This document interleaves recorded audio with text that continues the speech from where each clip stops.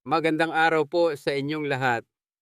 Ako po si Dr. Miguel Santos, isang doktor na ang dedikasyon ay ang pangalaga sa kalusugan ng ating mga nakatatanda.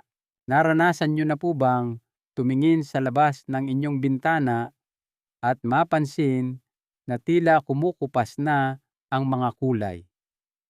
O marahil napapansin ninyo na mas madalas na kayong napapapikit na hihirapang basahin ang dyaryo sa umaga o nakakakita ng kakaibang liwanag sa paligid ng mga ilaw sa gabi.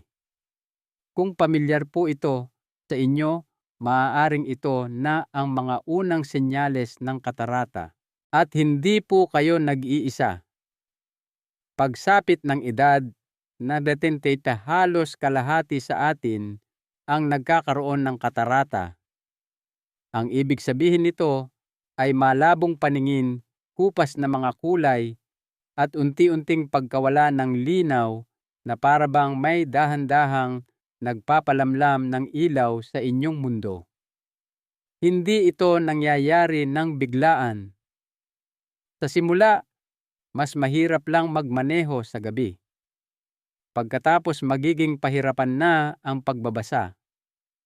Ititigil ninyo ang mga libangan na dating nagpapasaya sa inyo, paggagantsilyo, pagbubuo ng puzzle, pagpipinta, kahit na ang panonood ng paborito ninyong palabas. Sa kalaunan, magsisimula na itong makaapekto sa inyong kalayaan. Hindi na ninyo makita ng malinaw ang kalan. Ang etiketa ng gamot ay magiging parang isang hulaan. Hindi na kayo kumpiyansa na maglakad sa labas, lalo na sa hindi pantay na daan. Mag-aatubili na kayong lumabas ng tuluyan. At diyan napapasok ang takot. Paano kung tuluyan na akong mabulag, nagtrabaho kayo buong buhay ninyo, nagpalaki kayo ng pamilya, nalampasan ninyo ang mga mahihirap na taon. Karapatan ninyong makita ang mundo ng buong kulay, hindi sa pamamagitan ng isang malabong paningin. Ngunit heto po ang katotohanan na maaaring hindi babanggitin ng inyong doktor sa mata. May mga natural na paraan para labanan ito. At hindi po ito magastos. Hindi ito komplikado. Sa katunayan, baka nasa kusina nyo lang ang mga ito. Ang mga kamakailang pag-aaral mula sa mga nangungunang institusyon tulad ng Harvard, UCLA at University of Sydney ay may natuklasang kahanga-hanga. May mga partikular na prutas na naglalaman ng makapangyarihang sustansya na maaaring magpabagal, magpahinto, at kahit na baligtarin ang maagang yugto ng katarata. Hindi po natin pinag-uusapan ang mga tableta operasyon o mga kakaibang miracle berries mula sa kung saan. Ang tinutukoy natin ay mga pang-araw-araw na prutas, yung mga nakikita ninyo sa palengke o grocery ng daan-daang beses. Ang ilan ay marahil tinatapon nyo lang nang hindi alam na kaya pala nitong protektahan ang inyong paningin. Sa video na ito, tatalakayin ko po ang 5 partikular na prutas na nakaayos mula sa nakakatulong hanggang sa pinaka-esensyal batay sa tunay na agham at totoong mga resulta. Ipaliwanag ko rin kung paano ano eksaktong kainin ang mga ito, kailan dapat kainin, at kung gaano karami ang kailangan ninyo para tunay na maprotektahan ang inyong mga mata. Dahil mahalaga po ang tamang oras, paghahanda at pagsasama-sama. Ito po ay hindi teorya. Ito ay praktikal na patunayan at nakaugat sa 30 taon ng aking medikal na pagsasanay. Ang pangalan ko po ay Dr. Miguel Santos, at kung kayo ay higit sa 60 at nag-aalala sa inyong paningin, ang mensaheng ito ay para sa inyo. Sa pagtatapos ng video na ito, malalaman ninyo ang eksaktong mga hakbang na maaari ninyong gawin simula ngayon para pangalagaan ang inyong paningin at manatiling malaya, aktibo at matalas. Kung ito ay isang bagay na mahalaga sa inyo, mangyaring isaalang-alang ang pag-subscribe. Ginagawa ko ang mga video na ito para tulungan kayong mamuhay ng mas malakas, mas matagal at may kalinawan. Ngayon tingnan nating mabuti ang unang prutas sa ating listahan at kung bakit ito ay pinag-uusapan sa mga klinika sa mata sa buong mundo. Goji berries. Ngayon, hayaan ninyong ikwento ko ang tungkol sa isang maliit na prutas na mas marami nang natulungang pasyente ko kaysa sa anumang suplemento. Ito ay ang goji berries. Maliit ito pula, medyo makunat. At kung nakita nyo na ito sa isang health food store, malamang ay nilagpasan nyo lang. Pero huwag ninyong maliitin ang laki nito. Ang mga prutas na ito ay puno ng isang bagay na desperadong kailangan ng inyong mga mata, lalo na kung kayo ay higit sa edad na 60. Ito ay tinatawag na zeaxanthin. Huwag ninyong alalahanin ang pangalan. Tandaan nyo lang po ito, isa ito sa iilang sustansya na direktang pumupunta sa lente ng inyong mata at tumutulong na panatilihin itong malinaw. At ang goji berries ang may pinakamaraming zeaxanthin kaysa sa anumang prutas sa mundo. Sa isang pag-aaral, ang mga taong may maagang katarata ay kumain lamang ng isang maliit na dakok ng goji berries araw-araw. Pagkalipas ng 3 buwan, mahigit 3 kapat sa kanila ay nagkaroon ng mas malinaw na paningin. Ang ilan pa nga ay nakitang tuluyang nawala ang panlalabo.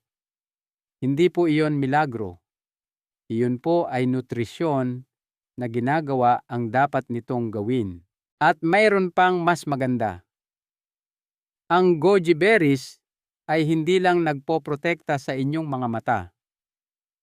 Tinutulungan din nito ang inyong katawan na ayusin ang pinsala na nagsimula na. Pinapalakas nito ang isang bagay na tinatawag na glutathione na parang panlinis sa loob ng mata. Isipin nyo ito bilang isang janitor na nagwawalis ng mga dumi na nagpapalabo sa inyong paningin. Pero bago kayo bumili, hayaan ninyo akong magbigay ng ilang payo. Una, hindi lahat ng goji berries ay maganda ang kalidad. Marami ang sinasabuyan ng kemikal o ginagamitan ng preserbatibo. Hanapin po ninyo yung may nakasulat na organic at kung maaari galing sa rehiyon ng Ningxia sa China. Doon po tumutubo ang pinakamagagandang klase. Pangalawa, huwag ninyong kainin ng tuyo diretso mula sa pakete. Pwede naman iyon, pero mas makukuha ninyo ang benepisyo kung ibababad ninyo sa maligamgam na tubig sa loob ng 3 minuto. Lumalambot ito, nagiging mas madaling tunawin at yung pinagbabadang tubig, huwag ninyong itatapon. Inumin ninyo. Puno rin yon ng sustansya. Pangatlo, isabay ninyo ito sa kaunting taba tulad ng ilang pirasong almendras o isang kutsara ng Greek yogurt. Nakakatulong iyon para masipsip ng katawan ninyo ang lahat ng magagandang bagay. Ngayon, nais kong maging tapat. Ang goji berries ay ligtas para sa karamihan ng tao, ngunit kung umiinom kayo ng pampalabnaw ng dugo o gamot sa diabetes, magtanong muna sa inyong doktor. Ito po ay pag-iingat lamang. Gaano karami ang kailangan ninyo? Isang maliit na dakok lang po araw-araw. Iyon lang. Walang tableta, walang reseta, walang masamang epekto. Mayroon akong pasyente na si Mang Berto 68, taong gulang na nahihirapan sa maagang katarata. Ayaw niya ng operasyon.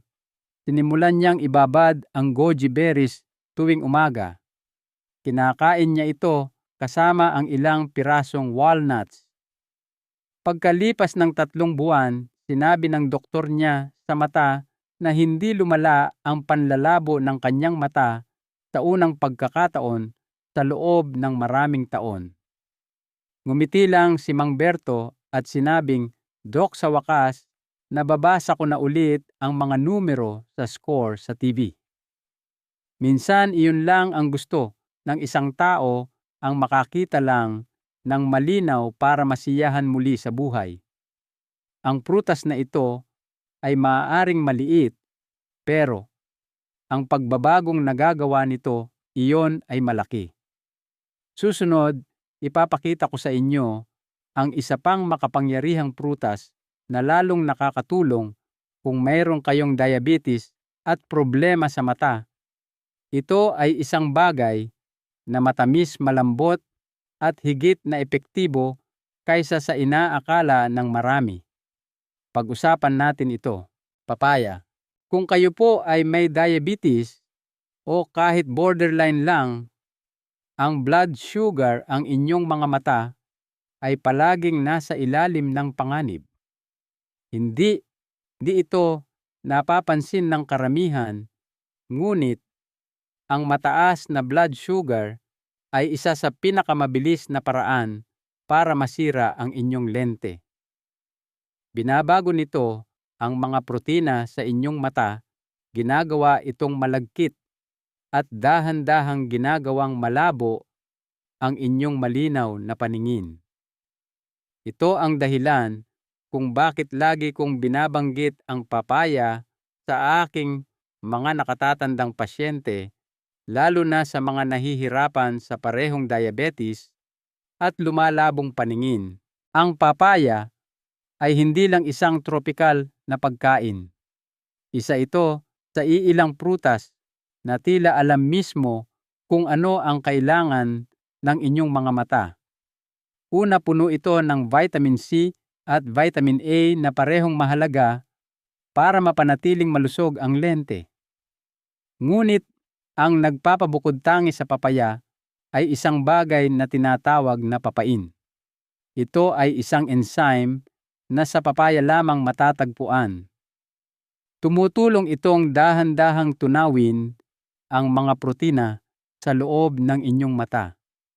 Ang ibig sabihin nito ay mas kaunting pamumuo, mas kaunting panlalabo, at mas magandang pagkakataon na mapanatiling malinaw ang inyong paningin. May isang pag-aaral kung saan binigyan ng mga mananaliksik ng katas ng papaya ang mga daga na may diabetes. Ang mga kawawang hayop na ito ay karaniwang mabilis na nagkakaroon ng katarata, ngunit pagkatapos ng 6 na linggo, ang grupo na kumain ng papaya ay may mas kaunting panlalabo sa lente. Ang istruktura ng kanilang mga mata ay nanatiling buo. Bihira po iyon. Ngayon, hindi lang ito gumagana sa laboratorio. Nakita ko na itong nangyari sa totoong buhay.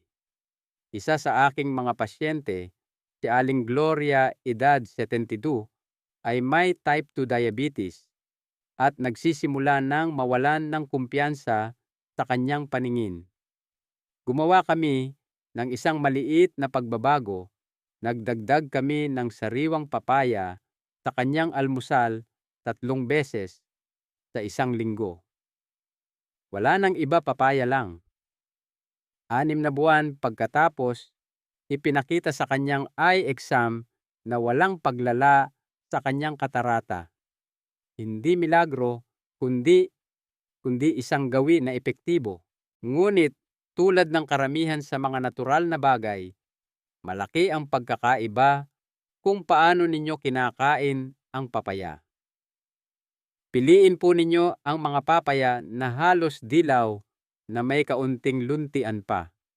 Diyan pinakamataas ang mga sustansya nito. At huwag ninyong itapon agad ang mga buto. Kung gusto ninyong subukan, patuyuin ninyo ito at durugin. Mayroon din itong mga antioxidant at ang lasa ay parang banayad na itim na paminta. Kainin ang inyong papaya sa temperatura ng silid, mas mabuti kung walang laman ang tiyan sa umaga.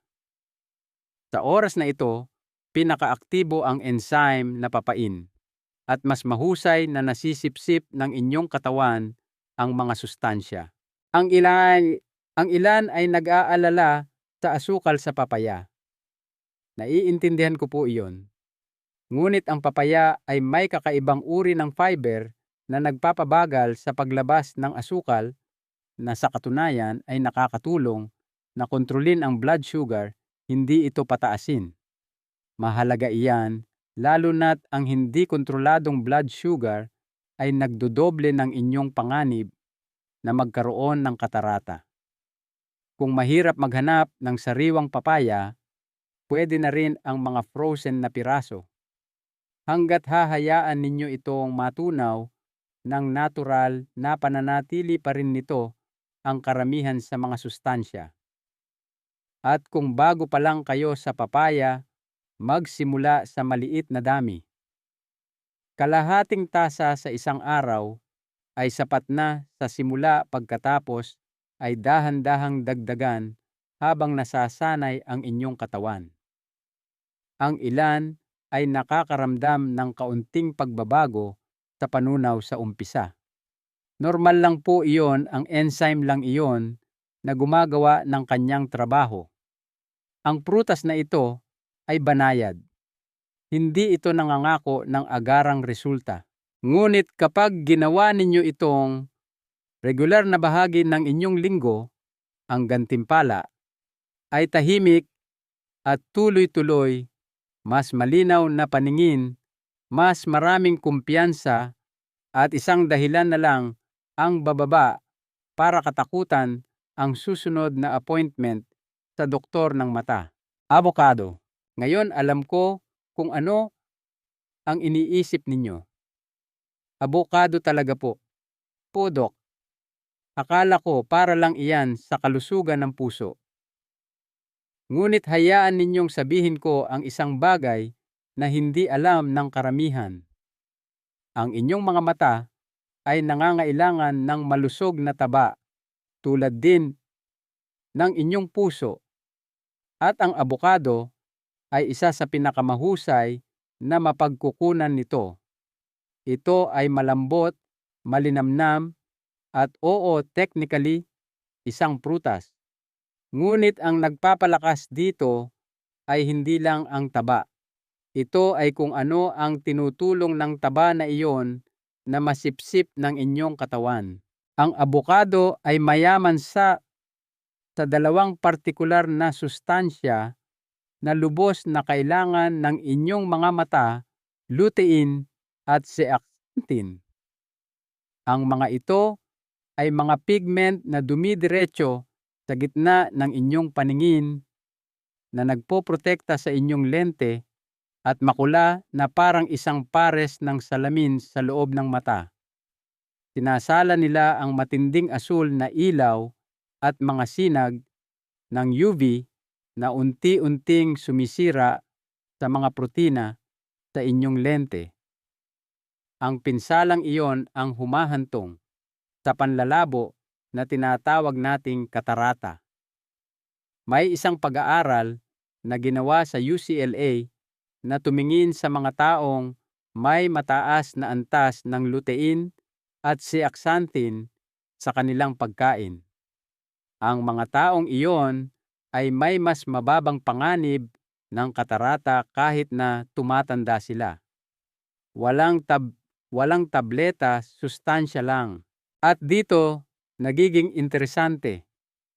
Ang abokado ay hindi lamang naglalaman ng mga compound na ito. Tinutulungan din nito ang inyong katawan na sipsipin ang mga ito mula sa iba pang pagkain. Iyon ay dahil ang lutein at zeaxanthin ay fat-soluble. Kailangan ninyo ng taba sa inyong pagkain para aktwal na makuha ang mga ito. Ipinakita sa isang pag-aaral na ang kalahating abokado lamang na idinagdag sa isang salad ay nagpapalakas ng pagsipsip ng lutein ng 500%. Napakalaki po niyan. Kaya kung kumakain na kayo ng mga madahong gulay tulad ng spinach o kale o kahit na itlog, ang ilang hiwa ng abokado ay tumutulong sa inyong katawan na makuha ang mas maraming sustansyang nagpoprotekta sa mata mula sa mga pagkaing iyon. Ngayon, heto, ang sinasabi ko sa aking mga pasyente na hanapin. Kapag dahan-dahan ninyong pinisil ang abokado, dapat itong bahagyang lumubog, hindi malabsa, hindi matigas. Diyan pinakamataas ang mga sustansya. Gayun din huwag lang ang malambot na gitna ang kukunin ninyo, yung madilim na berdeng parte na pinakamalapit sa balat. Diyan po nakatira ang karamihan sa lutein. Gumamit ng kutsara at kaskasin malapit sa balat.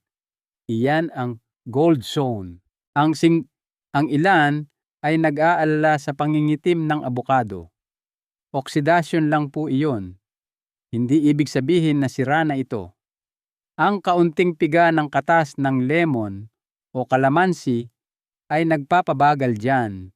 At bonus pa, nagbibigay ito ng dagdag na vitamin C na gusto rin ng inyong mga mata. Huwag na huwag lutuin ang abokado sa mataas na init. Sinisira nito ang mismong mga sustansya na sinusubukan ninyong protektahan. Kung gagamitin ninyo ito sa isang mainit na ulam, idagdag ito sa huli bago ihain. Ano ang tamang dami? Karaniwan kong inirerekomenda ang kalahating abokado 3 hanggang 4 na beses sa isang linggo. Sapat na iyon para mapanatili ang mga proteksyon na compound na iyon sa inyong sistema ng tuloy-tuloy. Naalala ko ang isang Ginoo na si Mang Frank. Siya ay 74, mahilig maghardin, ngunit napapansin na niya ang mas maraming silaw sa araw, mas nahihirapang makita ang kaibahan ng kulay. Nagdagdag kami ng abokado sa kanyang almusal na itlog tuwing 2 araw. 3 buwan pagkatapos sinabi niya sa akin, "Dok, nakikita ko na ulit ang mga gilid ng dahon. Maaaring maliit na bagay ito, pakinggan, ngunit pagdating sa paningin, ang maliliit na bagay ay ang lahat." Kaya kung nilalaktawan ninyo ang abokado, maaaring panahon na para ibalik ito. Hindi lang para sa inyong puso, kundi para sa inyong mga mata rin. Blueberries. Maaaring maliit ang blueberries, pero huwag ninyo itong maliitin. Ang maliliit na prutas na ito ay ilan sa pinakamalakas na natural na tagapagtanggol na maaaring magkaroon ang inyong mga mata, lalo na kung kayo ay higit sa 60 at sinusubukang protektahan ang sarili laban sa katarata. Alam ninyo, isa sa pinakamalaking sanhi ng pagkasira ng lente ay isang bagay na tinatawag na oxidative stress.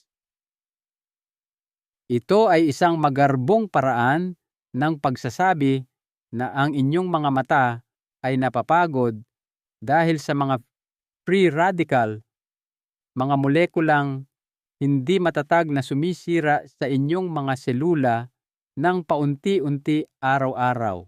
At diyan pumapasok ang blueberries. Puno ito ng isang grupo ng mga natural na compound na tinatawag na anthocyanins. Ito ang parehong mga pigment na nagbibigay sa blueberries ng kanilang matingkad na asul na kulay at ng kanilang napakalakas na mga antioxidant. Ngunit heto ang nagpapabukod tangi sa blueberries. Hindi tulad ng maraming iba pang antioxidant, ang mga anthocyanin ay kayang tumawid sa blood-retinal barrier. Ibig sabihin, kaya nilang direktang makarating sa lente at retina kung saan nangyayari ang pinsala. Sa isang pangmatagalang pag-aaral, ang mga taong kumain ng pinakamaraming pagkaing mayaman sa anthocyanin ay may mas mababang panganib na magkaroon ng katarata sa loob ng 10 taon, at ang blueberries ay nasa tuktok ng listahang iyon. Ang nakikita kong pinakanakatutulong ay kung gaano kadali itong idagdag sa inyong pang-araw-araw na gawain. 1 tasa sa isang araw lang ang kailangan ninyo. Iyon lang. Walang tableta, walang pulbos, 1 dakok lang ng totoong prutas. Ngayon, heto ang isang bagay na marahil ay hindi nyo pa naririnig. Ang mga frozen na blueberries ay maaaring mas mabuti pa kaysa sa mga sariwa. Tama po iyon. Ang pagyeyelo ay aktwal na sumisira sa panlabas na pader ng prutas na ginagawang mas madaling masipsip ang mga sustansya. Kung dahan-dahan ninyo itong tutunawin, iwanan lang sa labas ng 20 minuto, mas marami pa kayong makukuhang magagandang bagay. At kung talagang gusto ninyong makuha ang buong benepisyo, huwag ninyo itong kainin ng mag-isa. Isabay ang inyong blueberries sa isang bagay na may protina o malusog na taba, tulad ng plain Greek yogurt o 1 kutsara ng nut butter. Nakakatulong iyon para mas epektibong masipsip ng inyong katawan ang mga antioxidant at pinapanatiling matatag ang inyong blood sugar. Iwasan ang pagluto nito sa mataas na init. Kapag nagbe-bake kayo ng blueberries sa mga muffin o pie, ang mataas na temperatura ay maaaring sumira sa malaking bahagi ng kanilang antioxidant power. Kung gagamitin ninyo ito sa isang mainit na ulam, idagdag ito sa dulo o gamitin ito ng hilaw. At heto ang isang tip para sa mga nais ng mas malakas na epekto. Ang mga wild blueberries, yung mas maliliit na klase, ay maaaring magkaroon ng hanggang 30% na mas maraming anthocyanins kaysa sa mas malalaking klase. Kung makakita kayo ng frozen na wild blueberries sa tindahan, kunin ninyo. Ang ilang tao ay nakakapansin ng kaunting pagkabag sa tiyan kapag nagsimula silang kumain ng mas maraming blueberries. Normal lang po iyon. Magsimula sa kalahating tasa sa isang araw at unti-unting dagdagan. Mabilis na mag-a-adjust ang inyong katawan. Minsan ay may pasyente ako, si Aling Betty, nasa unang bahagi ng kanyang 70s. Sinabi niya sa akin na dati niyang nilalaktawan ang blueberries dahil akala niya ay para lang ito sa mga dessert. Ngunit idinagdag namin ito sa kanyang almusal 3 beses sa isang linggo. Pagkaraan ng 1 taon, bumalik siya mula sa kanyang eye exam na nakangiti. Sabi po nila, mas maganda raw ang hitsura ng lente ko ngayon kaysa noong 5 taon na ang nakalipas. Galing ba lahat iyon sa blueberries? Marahil hindi, pero tiyak na hindi ito nakasama. Ang blueberries ay madali abot kaya at banayad sa katawan. Ngunit huwag magkamali. Ito ay makapangyarihan. At pagdating sa pagpapanatiling malinaw ng inyong mga mata habang tumatanda ang kapangyarihan sa isang maliit na pakete, ay malayo ang mararating. Oranges kahel. Marahil ay narinig na ninyo na ang kahel ay mabuti para sa sipon. Ngunit ang hindi alam ng karamihan ay isa ring ito sa pinakamahusay na prutas para protektahan ang inyong mga mata habang kayo ay tumatanda. Ang pangunahing dahilan, vitamin C. Ang lente ng inyong mata ay naglalaman ng mas maraming vitamin C kaysa sa anumang bahagi ng inyong katawan, halos 20 beses na mas marami kaysa sa inyong dugo. Hindi po iyon nagkataon lang. Kailangan ng inyong lente ang pananggalang na antioxidant na iyon para labanan ang araw-araw na pinsala mula sa liwanag, polusyon at pagtanda. At ibinibigay ito ng kahel sa eksaktong anyo na alam ng inyong katawan kung paano gamitin. Sa isang malaking pag-aaral na sumunod sa libu-libong tao sa loob ng maraming taon, ang mga kumonsumo ng pinakamaraming vitamin C mula sa prutas ay may 33% na mas mababang panganib ng katarata kaysa sa mga nakakuha ng pinakakaunti. At hulaan ninyo, ang kahel ay isa sa mga nangungunang pinagkukunan. Ngunit heto ang talagang nagpagulat sa akin nang suriin ko ang pananaliksik. Ang kahel ay hindi lang nagbibigay sa inyo ng vitamin C. May kasama itong extra. Ang balat at ang puting bahagi sa ilalim nito ay mayaman sa dalawang espesyal na compound na tinatawag na hesperidin at naringin. Ang mga flavonoid na ito ay talagang tumutulong sa inyong katawan na mas mahusay na sipsipin ang vitamin C ng hanggang 35%. Kaya sa bawat kahel na kinakain ninyo, mas marami kayong nakukuhang proteksyon kaysa sa maibibigay ng isang suplemento. Siyempre, tulad ng anumang natural, may pagkakaiba kung paano ninyo kinakain ang kahel. Kung umiinom kayo ng orange juice kahit na sariwa at piniga, marami kayong nawawala. Ang juice ay nagpapataas ng inyong blood sugar at tinatanggal ang fiber na nagpapabagal sa pagsipsip. Ang mataas na blood sugar sa paglipas ng panahon ay talagang nagpapataas ng inyong panganib sa katarata. Sa halip, kainin ang buong prutas at huwag itong balatan ng masyadong maingat. Yung mga puting malasinulid na bahagi diyan, nagtatago ang hesperidin. Kainin ito sa umaga o maagang hapon kapag pinakamagaling ang inyong katawan sa pagsipsip ng vitamin C. Isang katamtamang laki ng kahel sa isang araw ay sapat na. Nagbibigay ito ng higit sa 100% ng inyong pang-araw-araw na pangangailangan sa vitamin C sa isang anyo na gustong-gusto ng inyong mga mata. Nag-aalala sa asim nito, subukan ang mga uri ng kahel na mas matamis at hindi gaanong maasim. At kung nag-aalala kayo sa asukal, heto ang isang bagay na nakakapanatag ng loob.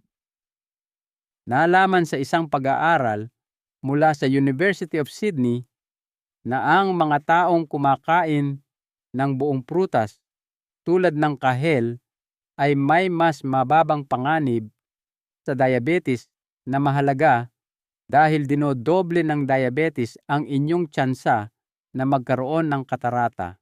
Isa sa aking matagal ng pasyente, si Aling Ellen, ay 78 at nahihirapan sa pagiging sensitibo sa liwanag at kupas na paningin. Sinabi niya sa akin na iniiwasan niya ang kahel sa loob ng maraming taon dahil akala niya ay masyadong matamis.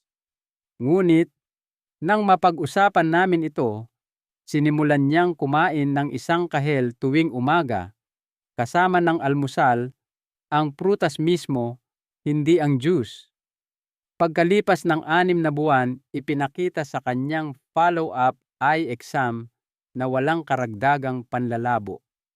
At sa unang pagkakataon, sa loob ng maraming taon, sinabi niyang nababasa na niya ang dyaryo ng hindi pakiramdam na tumitingin siya sa isang papel na may wax. Ang kahel ay simple pamilyar at abot kaya. Ngunit huwag ninyong hayaang lokohin kayo nito. Minsan, ang sagot ay wala sa isang kakaibang superfood. Nasa tamang paggamit lang ito ng kung ano ang ibinigay sa atin ng kalikasan. At sa kaso ng kahel, ito ay isang pang-araw-araw na gawi na maaaring makatulong na panatilihing maliwanag at matalas ang inyong mundo sa mga darating na taon. Kung umabot po kayo hanggang dito, nais kong magpasalamat. Ipinapakita nito na pinapahalagahan ninyo ang inyong kalusugan. At higit sa lahat, hindi pa kayo sumusuko sa inyong paningin. At mahalaga iyan dahil kahit na higit sa 60 na, kahit na nagsisimula ng pumasok ang katarata, hindi pa huli ang lahat para lumaban. Ngayon, meron na kayong mga kasangkapan. 5 simpleng prutas, goji berries, papaya, avocado, blueberries, at kahel. Walang tableta, walang magarbong kagamitan. Tunay na pagkain, tunay na sustansya, at tunay na agham. Heto po kung paano ninyo maaaring simulan ang pagbuo ng inyong sariling pang-araw-araw na ritual. Tuwing umaga, ibabad ang isang dakok ng organikong goji berries sa maligamgam na tubig. Kainin ang berries at inumin ang likido. Iyan ang inyong unang panangga. Magdagdag ng kalahating tasa ng papaya o blueberries sa almusal 3 hanggang 4 na beses sa isang linggo. Sariwa o frozen parehong epektibo. Isama ang avocado sa mga pagkain, lalo na kung kumakain kayo ng madahong gulay o itlog. Nakakatulong itong ilabas ang lahat ng compound na nagpoprotekta sa mata. At tapusin ito ng isang buong kahel na dahan-dahang kinakain kasama ang puting bahagi nito. Maliliit na pagbabago, walang sukdulan, ngunit kapag ginawa ng tuloy-tuloy, binibigyan nito ang inyong mga mata ng pagkakataong lumaban para manatiling malinaw, malakas at nakapokus, hindi lang para ngayon, kundi para sa mga darating na taon. At kung nagsimula ng mabuo ang inyong katarata, huwag po kayong panghinaan ng loob. Nakita ko na ang mga pasyente na napabagal ang pinsala at napabuti pa ang kanilang kalinawan sa pamamagitan lamang ng pagsunod sa ganitong uri ng gawain. Ang susi ay ang pagsisimula ngayon, hindi mamaya. Isang mahalagang aral. Ang katotohanan po ay pinoprotektahan natin ang ating pinahahalagahan. Ang inyong paningin ay hindi lamang tungkol sa pagkakita ng mga letra sa isang chart. Ito ay tungkol sa pagkakita sa mga mukha ng mga taong mahal ninyo, sa mga kulay ng hardin na inyong itinanim, sa mga salita sa isang sulat mula sa inyong apo at sa daan sa hinaharap kapag gusto nyo pang magmaneho para sa inyong sarili. Karapatan ninyong makita ang lahat ng iyon ng malinaw, komportable at walang takot. Ang kalusugan ay isang kayamanan na dapat nating ingatan. At madalas ang mga simpleng biyaya ng kalikasan ang pinakamabisa nating sandata. Kung ang video na ito ay nagbigay sa inyo ng isang bagay na nakakatulong, isang payo, kaunting pag-asa, o isang bagong gawi na susubukan mangyaring, paki-like po ito, i-share sa isang taong mahalaga sa inyo at mag-iwan ng komento sa ibaba. Binabasa ko po ang mga ito at gayon din ang iba na maaaring dumaranas ng kaparehong sitwasyon. At kung hindi pa kayo nakasubscribe, malugod ko po kayong inaanyayahan na mag-subscribe sa channel. Naglalabas po kami ng mga video na tulad nito upang tulungan kayong kontrolin ang inyong kalusugan, isang maliit na hakbang sa bawat pagkakataon. Salamat po sa paglalaan ng oras sa akin. Taos-puso akong umaasa na ang mensaheng ito ay makakatulong sa inyo na makita ang mundo ng mas malinaw, hindi lang gamit ang inyong mga mata, kundi pati na rin ang inyong puso.